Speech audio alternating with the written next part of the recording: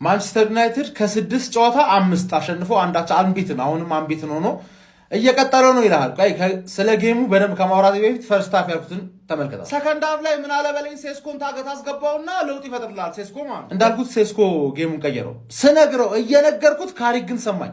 ፈርስት ሃፍ ያልኩት ቪዲዮ ሙሉ ለሙሉ ከች ማለት የካሪኩ ፓርት ትንሽ አጋግየው ነው መብሸቅ ስላለብሽ ማለት ስላሸነፍሽ ግን ከ6 ጨዋታ 5 ጨዋታ ስላሸነፍሽ ኦን ፎርም ስለሆንሽ ዛሬ አላበሽክሽ እንደውም በግል ለጠየቁኝ የማንቸስተር ዩናይትድ ደጋፊዎች የነገርኳቸውን ነገር ዛሬ በግልጽ ልንገራችሁ።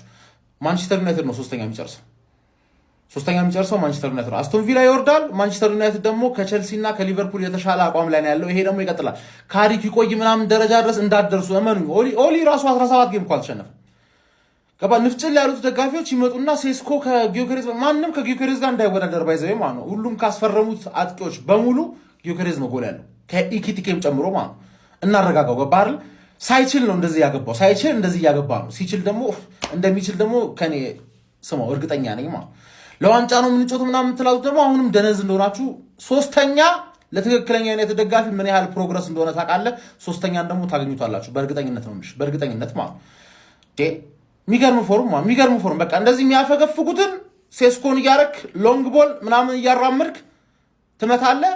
ከነገና ደግሞ ከትላልቅ ቡድኖች ደግሞ አራቱን ብሩኖ ኩኛ እያሽከረከርክ ታጫውታለህ ማለት ነው። ካሪክ ከሌሎቹ ቡድኖች አንተ የተሻለ ፎርም ያለህ ትመስላለህ። ወጥር